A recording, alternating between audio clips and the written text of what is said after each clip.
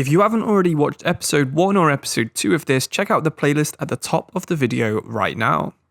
Today's episode starts in Nottingham, with Millwall being the visitors. We find ourselves just outside the playoffs, but the Lions have started the season even better, currently in 4th position. The game started off poorly for Forest. A throw from Samba was intercepted, but Millwall couldn't capitalise on an early chance. Only a few minutes later, a mistake from Joe Worrell saw Millwall's star man Jed Wallace score a top-quality goal from distance. Forest were behind after only 24 minutes. It wasn't until after the break where Forest had their first chance. Jed Spence overlapped well and found a good cross to Davis in the box. Only a great save could prevent Forest getting the equaliser. More bad defending and some seriously unlucky bounces saw Samba dive for a shot that never came, and it was an easy second goal for Millwall. With their pressing game on top form, Millwall were deserved winners at the City Ground in our 9th game of the season. Looking to move on from a poor performance at home, this time Forest started brilliantly against Barnsley, with Brennan Johnson smashing in a well-timed through ball from Keenan Davis. Just before half-time, a great piece of link-up play saw Cauley Woodrow get on the end of a Leia Iseka cross to equalise for the Tykes. A towering Joe Worrell header and determined work from Zinkernagel saw him get yet another chance, this time resulting in a cross going millimetres over Davis's head. It was none other than Ryan Yates who was instrumental in our next chance. Running from deep, he found himself in a great position and managed to sweep the ball past the Barnsley goalkeeper. Not bad for someone who usually starts at centre-back. The pass of the match came from man of the match Zinkernagel, and he found substitute João Carvalho, who wisely went for power and increased the Forest lead to 3-1. With Forest on top, concentration had slipped, and they let Cauley Woodrow slot in a good finish after a cutback found him around 10 metres away from the goal.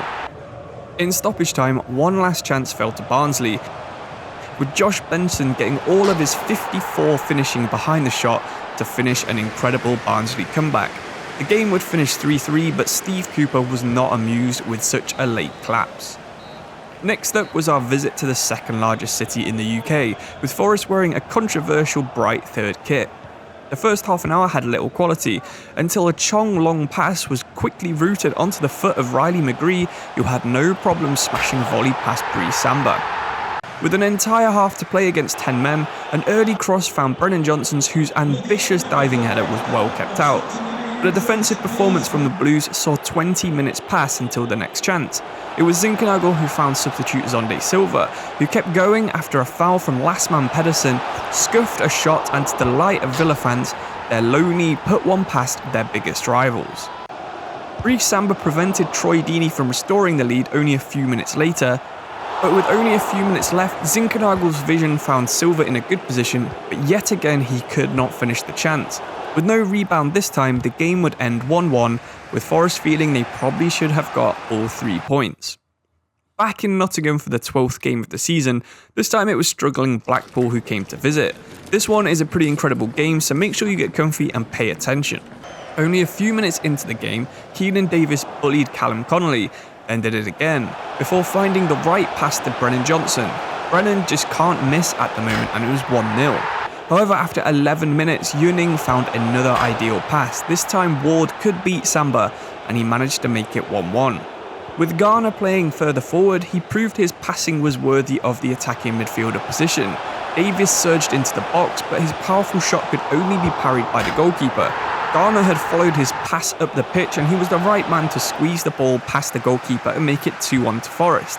If 3 goals in 30 minutes wasn't enough, Davis nearly got his 8th assist in 12 games, but Johnson finally proved he was human with a shocking one-on-one miss. Davis had a chance to score shortly after, but it was a good diving save that saw a series of corners for Forest. After reports of them practicing corners heavily before the game, Davies puts the practice into action and scores a towering header to make it 3-1 to Forest. It was a familiar score, having choked a 3-1 lead in the previous game, but this time it seemed like the same was going to happen again, Blackpool making it 3-2 only 3 minutes later. And just before half-time, more poor defending and more good play from Yuning saw the equaliser find the net. 3-3 and another bad collapse from Forest. With a point to prove after half-time, it only took 4 minutes for Forest to go ahead yet again, this time with Davies scoring and Johnson assisting. Davies yet again proved vital in Forest's next chance. He found Zinchenko, who took on a low-odds shot to score in a similar way to the Derby game a couple of episodes ago. 5-3 to Forest and 8 goals in 60 minutes. What a match. Deciding to hold on to their win, Forest played it safe until the very last minutes of the game, when Davies got his third assist, this time for Zinchenko to power one past the keeper, and the game would end 6-3, and I doubt you'll see a higher scoring game all season. Heading down to the southwest, Forest started with an early Jack Colbeck chance against Bristol, but his finishing let down the amazing pass-through from Alex Myton. The game would quieten down until the 31st minute, where a combination of unlucky defending and questionable rebounds saw Andy Weimann have 3 chances to score, with the final one finding the net. Colbeck again saw him get a chance, and this time winning the ball himself, dribbling through and managing to finish into the side netting. It was 1-1 after 60 minutes. 10 minutes later, some slick passing and another good volley saw Bristol go ahead for the second time, but Alex Myton made sure Forest would have one last chance. It was a good pass out to the wing where he saw Bonswell thread one through, and it was a chance at the edge of the 6-yard box which he managed to sweep past the goalkeeper, and it seemed like it would end as a draw. Brice Samba had to make sure that it did. In the 5th minute of 3 added on, it was a good save that made sure Forest would be bringing home a point back to the Midlands. Forest knew they'd struggle when facing top of the table Fulham, but good work early on from Max Lowe saw Forest win a corner. With Yates in midfield to give a bit more height, he managed to outjump Harrison Reed in the air and power home the first goal early on. With Fulham's own corner routine, the ball managed to fall to Tim Ream eventually, who used his 40 finishing much better than Mitrovic had a couple of minutes before. It was 1-1. Brennan Johnson tricked his way down the wing after 22 minutes before forcing a massive mistake from Toisin, who kneed the ball into his own net. A massive mistake, but Forest really did not care. Fulham, however, got some luck of their own just before half-time, with Cabano's shot ricocheting off Spence and past Samba to make it 2-2. It wouldn't be until the 87th minute where Academy graduate Ryan Yates got his head on another corner, and he'd make it 3-2 to the Reds with just 5 minutes to go. Could Forest hold on? Well, Fulham turned it up a notch with the fastest passing Forest had seen all season. Mitrovic was left unmarked, and this time proved why he is on £100,000 in the Championship. 3-3 is how it finished, and it was a deserved point for both teams. Before the Gillingham League Cup match, all the talk was about one young man. Having broken Ben Brereton's youth records for Forest, a starting spot in the League Cup 4th round was given to 17-year-old striker Carter Allen.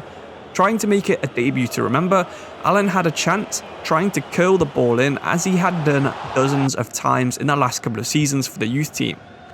With the first half having very little action, just after the hour mark it was Gillingham who had the best chance, but Samba proved why he's a top quality Championship goalkeeper. Only 5 minutes later, he had no chance of stopping a looping chip from finding his net. Forest were behind and it looked like it could be an embarrassing shock cup defeat. One man had no intention of letting his debut be an embarrassment. After going behind, Allen turned it up a gear. Carvalho slotted him through, but his finish wasn't quite there this time. Only 5 minutes later, Carter Allen was slipped through again by Carvalho. With the goalkeeper trying to close the angle, Allen instinctively managed to chip it over him and it nestled in the far corner. Remember the name. Forest were going flat out for the win, and with everyone bursting forward, it was Allen yet again who lurked on the edge of the box. When it came to him, a curler could only be parried, and it was Zonde Silva, who had missed a few chances in recent games, who put Forest ahead for the first time. A last-minute half chance did fall to Gillingham, but Samba was brave enough to collect and confirmed that Forest would win and be through to the next round to face Port Vale in the quarter-finals. I hope you've enjoyed this episode. If you want to subscribe so you don't miss episode 4, make sure you do quickly now, like the video if you enjoyed it, and I also made a poster for Carter Allen, so check that out on the merch store below the video, and if you like it, please do consider buying it because it really would support the channel. If you've got any suggestions for anything else we can do in the series, leave us a comment. Thank you all for watching, and I'll see you very soon. Cheers and goodbye.